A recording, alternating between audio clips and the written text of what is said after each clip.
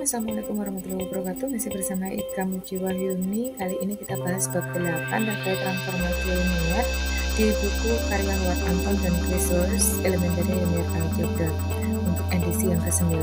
Di sini kita akan membahas terkait general transformation linear, kernel and ring, inverse linear transformation, matrix of general transformation linear, similarity and isomorphism.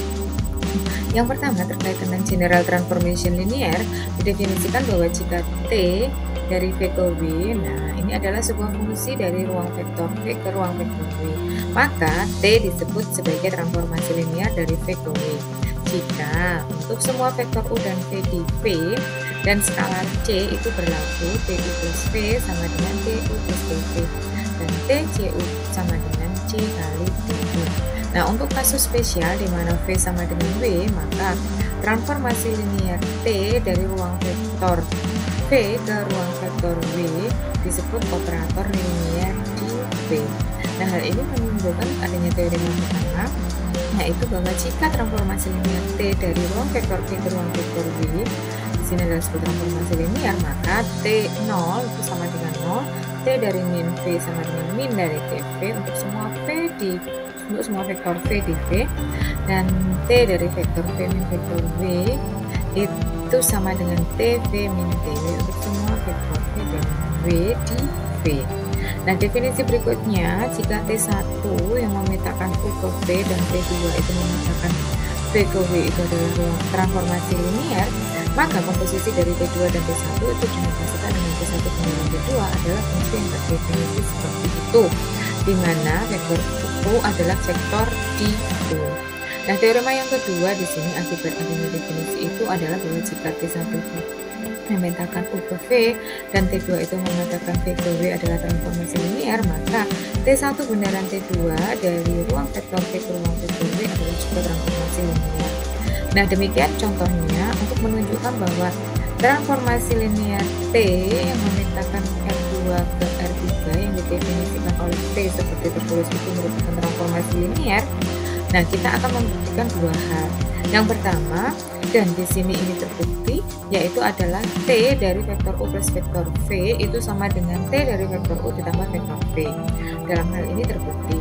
Kemudian yang kedua, bahwa T dari A kali vektor U itu sama dengan A kali transformasi dari vektor U. Dalam hal ini juga terbukti. Jadi dengan demikian T merupakan transformasi linear. Yang kedua, misalkan suatu transformasi dari ruang vektor M yang berorder 2 kali 2 ke R didefinisikan seperti itu. TA sama dengan determinan A untuk setiap A elemen dari M 2 kali 2. Nah, maka setelah diselidiki di sini bahwa determinan A kali vektor A itu tidak sama dengan A kali determinan A, maka di sini akan menunjukkan bahwa T itu bukan merupakan transformasi linear. Berikutnya di sini diketahui T itu adalah transformasi dari P2 atau polinom berorder 2 ke R2, di mana dinotasikan seperti itu.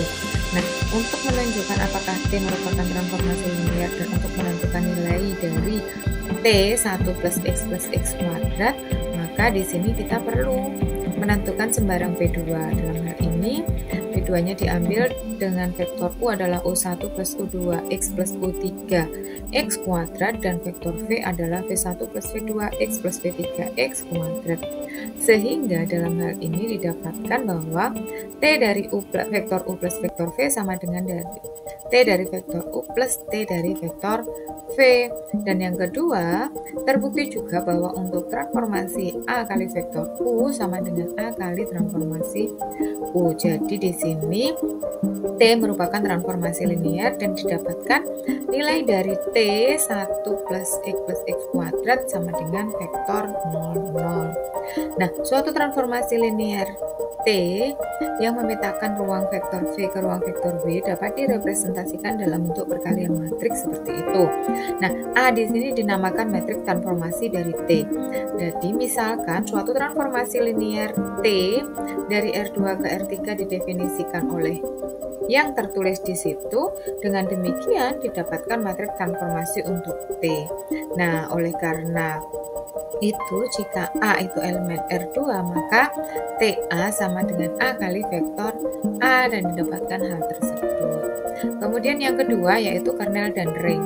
Nah, misalkan T yang memetakan ruang vektor V ke W merupakan transformasi linear, maka semua vektor di V yang dipetakan ke vektor 0 di W dinamakan kernel T. Notasinya tertulis dengan ker kurung T. Nah, kernel merupakan subruang dari ruang vektor V, di mana bila ditransformasikan menghasilkan 0. Nah, di sini memunculkan definisi bahwa jika T yang memetakan ruang vektor V ke ruang vektor W adalah transformasi linear, maka himpunan vektor di V yang dipetakan oleh T ke vektor 0 disebut sebagai kernel. TV sama dengan 0, dinotasikan dengan ker T. Nah, himpunan semua vektor di ruang W yang merupakan hasil pemetaan dari T oleh paling sedikit satu vektor di V itu disebut sebagai ring dari T atau daerah hasil. Di sini notasinya adalah RT. Nah, teorema yang pertama berkata bahwa jika T dari ruang vektor V ke ruang vektor W adalah transformasi linear, maka T adalah subruang dari V dan RT adalah subruang dari W. Definisi berikutnya adalah jika T dari ruang vektor V ke ruang vektor W merupakan transformasi linear, maka dimensi jangkauan dari T disebut sebagai ring dari T dilambangkan dengan rank T. Dimensi kernel disebut sebagai nullity T dan dilambangkan dengan nullity T kurung T. Ini teorema 2 menyatakan bahwa jika A adalah matriks berurut dulu M kali N dan TA itu memetakan Rn ke Rm adalah perkalian A, maka nullity dari TA sama dengan nullity A dan rank ATA sama dengan rank A. Untuk contohnya di situ untuk transformasi linear dari polinom berurut 2 ke R2. Dari situ didapatkan 1 plus X plus X kuadrat itu elemen dari kernel T. Jelas bahwa vektor 0 pada daerah asal transformasi merupakan unsur dari kernel T. Tetapi tidak semua transformasi linear mempunyai unsur kernel yang tak 0. Sebelum membahas itu, kita akan membahas mengenai kernel T sebagai subruang dari ruang vektor daerah asal transformasi. Nah, di teorema 3 ini terkait tentang teorema dimensi untuk transformasi linear. Jika T itu dari RKR merupakan transformasi linear dari ruang vektor berdimensi NV ke ruang vektor W, maka rank T ditambah nullity T sama dengan N. Dengan kata lain, teorema ini menyatakan bahwa untuk transformasi linear itu ring ditambah nullity sama dengan dimensi dari domain. Teorema ini dikenal juga dengan teorema rank. Jadi misalkan T itu dari ruang vektor V ke ruang vektor W merupakan transformasi linear, maka jangkauan dari T dinotasikan oleh RT seperti yang tertulis, dan dalam hal ini dapat dibuktikan bahwa RT merupakan subruang dari ruang vektor W. Karena kernel T dan RT merupakan subruang, maka kernel T dan RT itu memiliki basis. Nah, hal tersebutlah yang perlu diperhatikan.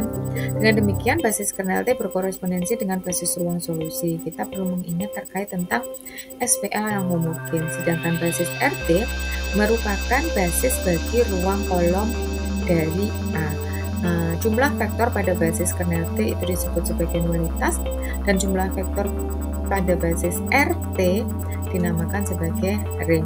Nah, diketahui untuk contohnya di sini diketahui transformasi linear T dari R3 ke P2 dengan notasi yang seperti itu. Kita diminta menentukan basis dan dimensi kernel T dan RT. Dari situ didapatkan T dan ABC sama dengan A plus B 2B min C 2A plus B plus C, dan ketemu untuk matriks transformasinya untuk T adalah A seperti yang tertulis itu. Dengan operasi baris elementer pada matriks itu akan mendapatkan basis ruang kolom dari matriks A. Nah, oleh karena itu basis jangan dari T adalah hal seperti yang tertulis itu, sehingga rank atau dimensi dari RT sama dengan R. Contoh berikutnya, jika T itu dari R4 ke R3 merupakan transformasi yang linear yang didefinisikan seperti itu, maka untuk basis kernel dari T dan nulitasnya didapatkan seperti itu ya. Jadi kernel T-nya, basis kernel T-nya ada 2, yaitu vektor 1, min 1, 0, 0, dan 0, 0, 1 setengah.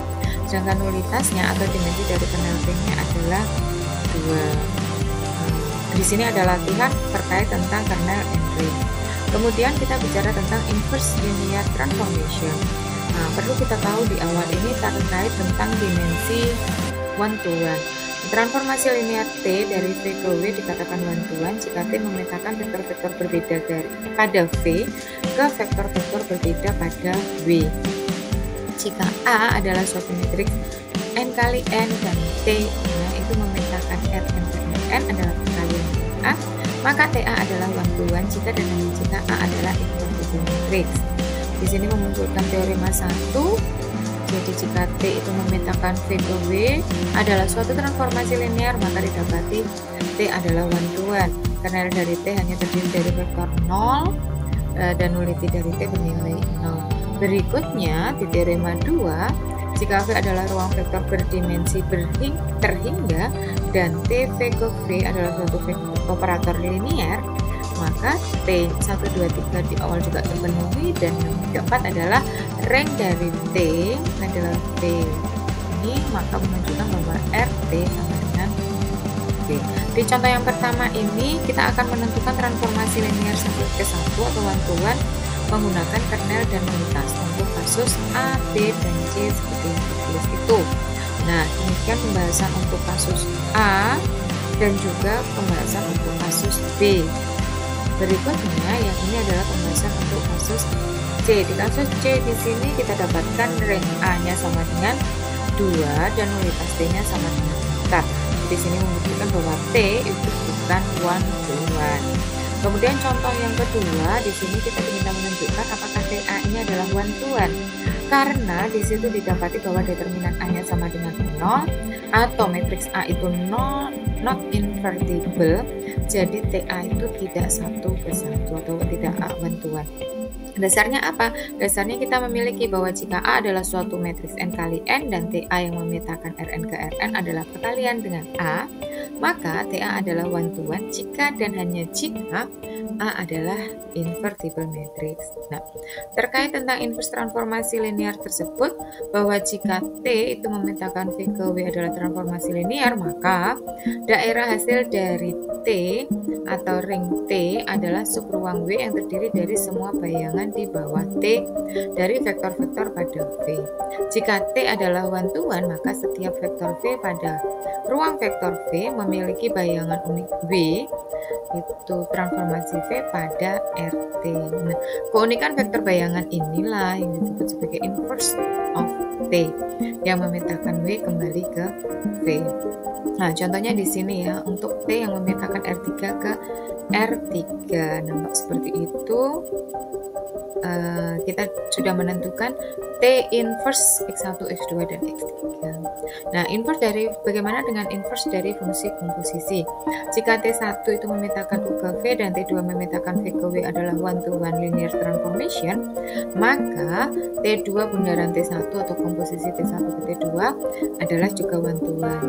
Kemudian inverse dari T2 bundaran T1 itu sama dengan inverse dari T1 bundaran inverse dari T2. Nah, ini sebagai contohnya akan membuktikan bahwa transformasi linear T1 yang memetakan R2 ke P1 dan T2 itu memetakan P1 ke R2 didefinisikan seperti itu adalah saling inverse. Nah, kemudian yang keempat di sini terkait matrix of general transformation linear. Nah, misalkan A adalah suatu matriks berordo n kali n, jika dinotasikan jika notasi matriksnya digunakan untuk vektor dari Rm dan Rn, maka dapat didefinisikan suatu fungsi T memetakan dari Rn ke Rm. Nah, itu dinotasikan dengan Tx sama dengan Ax. Jika X adalah matriks n kali 1, maka hasil kali Ax adalah matriks m kali 1. Jadi T memetakan Rn ke Rm adalah dan T itu adalah linear. Teoremanya di sini bahwa jika T dari Rn ke Rm adalah transformasi linear dan jika E1, E2, En adalah basis baku untuk Rn, maka T adalah perkalian oleh A, atau dinotasikan seperti yang sebelumnya sudah dibahas, Tx sama dengan Ax, di mana A adalah matriks yang mempunyai vektor kolom Te1, Te2 sampai dengan Tdn. Contohnya di sini untuk mencari matriks baku A untuk transformasi T dari R3 ke R2 yang didefinisikan oleh seperti yang tertulis, didapatkan basisnya di sini dari R3 itu adalah E1, E2 dan E3. Maaf typo ya di situ. Maka matriks A-nya adalah vektor kolom bentukan dari Te1, Te2 dan Te3, yaitu vektor di mana kolom pertamanya adalah 1, 0 dari E1, kolom keduanya 1, 1 dari E2 dan kolom ketiganya 0, 1 itu dari E3. Kemudian di sini ya, andaikan V adalah vektor ruang dimensi N dan V adalah vektor ruang berdimensi M, jika kita memilih basis B dan B aksen untuk V dan B, maka untuk setiap X di V, vektor koordinat XB adalah sebuah vektor di Rn dan vektor koordinat TXB akan ada sebuah vektor di Rn. Gambarnya seperti tergambar di situ ya. Kemudian ini terkait tentang matriks standar. Nah, sangat jelas tertulis, matriks A adalah matriks untuk T yang berhubungan dengan basis B dan B. Kemudian ada matriks operator linear. Di sini pada kasus khusus dengan V sama dengan W, sedemikian rupa sehingga T dari V ke V adalah operator linear seperti yang sudah dibahas sebelumnya. Nah, biasanya V sama dengan V aksen membangun matriks T. Pada kasus ini, matriks yang dihasilkan disebut matriks T yang berhubungan dengan basis B, dinotasikan seperti itu ya, dinotasikan Tn bukan Tn. Oke, ini terkait tentang contohnya bagaimana kita menemukan matriks standar T yang sesuai dengan basis B. Kemudian kita juga membahas tentang matriks operator identitas. Teoremanya bahwa jika T itu memetakan Rn ke Rm adalah transformasi linear dan jika B dan Pt adalah basis standar untuk Rn dan Rm, maka dinotasikan seperti yang tertulis itu. Nah, bagaimana dengan matriks komposisi dan transformasi inverse? Nah, di sini tertulis teoremanya bahwa untuk komposisi untuk T2, komposisi T1, T2 ya, T2 bundaran T1, B dan B sama dengan T2 B aksen, B2 aksen, T1, B2 aksen. Nah, teorema di berikutnya yang muncul adalah jika T itu memetakan T ke V adalah operator linear dan jika V adalah basis untuk V, maka pernyataan yang ada di bawah ini ya, maka pernyataan bahwa T bersifat satu-satu dan TP memiliki inverse itu saling ekuivalen. Nah, seperti tertulis pada gambar itu ya. Nah, ini contohnya. Contoh bagaimana kita menemukan matriks transformasi dan hasil transformasinya. Jadi, matriks transformasi bagi T sudah didapatkan untuk garis pertamanya 0, 1, 0 dan garis keduanya min 1, 2, 2. Bagaimana dengan hasil transformasi dari 1 min 1, 2, itu tertulis min 1 plus X. Untuk contoh yang berikutnya di sini kita menentukan transformasi dari 1 min X plus X kuadrat, dan karena transformasi T bersifat linear maka didapatkan hasilnya adalah vektor kolom 4, 5, 0. Kemudian berikutnya untuk menentukan A sebagai matriks transformasi, di situ kita dapatkan matriks transformasi T-nya. Nah, matriks transformasi dari T adalah A seperti itu hasil perkaliannya, sehingga didapatkan A adalah matriks 3 min 8 yang didapatkan 0 min 1. Nah, kemudian misalkan B itu himpunan vektor V1, V2 merupakan basis ruang vektor V dan transformasi dari V ke ruang vektor V ke ruang vektor W merupakan transformasi linear seperti itu ya. T V1 sama dengan U vektor U1 ya, T vektor VI sama dengan vektor yang ke I untuk setiap I1 dulu, kita dapat menentukan matriks transformasinya seperti itu. Karena himpunan vektor V1 dan V2 itu merupakan basis bagi V, maka ia mempunyai inverse sehingga dapat dinyatakan dalam bentuk A seperti yang sudah layar. Nah, kemudian kita masuk pada similarity. Dua matriks transformasi linear T yang berbeda basis dapat dihitungkan. Contohnya itu, kemudian terdapat matriks sederhana untuk operator linear. Ya, di sini teoremanya memunculkan dari V ke V adalah operator identitas, maka matriks transisinya dari V ke V itu adalah identitas V. Pengaruh perubahan basis pada matriks operator linear memunculkan teorema seperti yang tertulis, dan definisinya bahwa sebuah matriks bujur sangkar matriks A dan A itu adalah matriks bujur sangkar dikatakan A aksen similar dengan A jika ada sebuah matriks B yang dapat dibalikkan atau memiliki inverse. Selanjutnya matriks bujur sangkar itu dikatakan invarian similaritas jika sifatnya berbagi dengan dua matriks similar manapun. Nah, ini definisi dari similarity invarian. Kemudian berikut ini terkait tentang similarity invarian, dan berikutnya terkait tentang contohnya. Jadi jika T itu memetakan R2 ke R2 adalah operator linear dengan rumus tersebut, kita menentukan determinan T dan didapatkan determinan T itu sama dengan 6. Nah, ada isomorfisme di sini. Yang terakhir, bahwa transformasi linear yang bersifat 1 ke 1 dan ke atas dikatakan isomorfis, dan W dikatakan isomorfik terhadap V. Kata isomorfik berasal dari kata Yunani sebenarnya iso gitu, yang berarti identik, dan morf itu berarti bentuk. Nah, terminologi ini sangat tepat karena ruang vektor isomorfik ini memiliki bentuk aljabar yang sama meskipun mereka dapat terdiri dari berbagai jenis objek. Nah, transformasi onto di sini kita perlu pelajari lebih awal saat kita membahas isomorfism. Nah, transformasi onto itu juga dikatakan bersifat surjektif atau surjection untuk pemetaan surjektif hasil dan kodomennya yang berdekatan.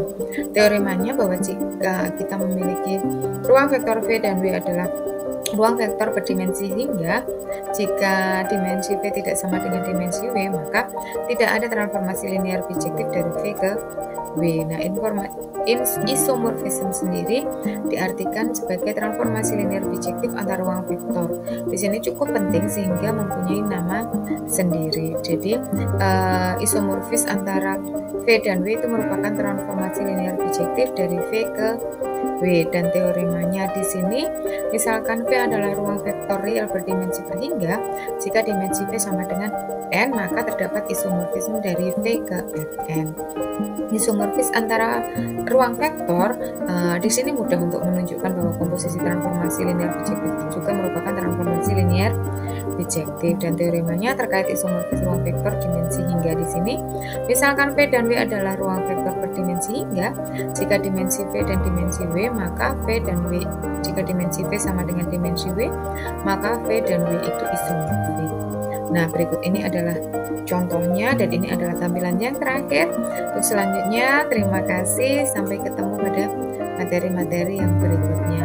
Salam semangat dari saya Ika Muci Wahyuni pada kesempatan kali ini, dan wassalamualaikum warahmatullahi wabarakatuh. Universitas 11 Maret, bercita-cita luhur membangun negara.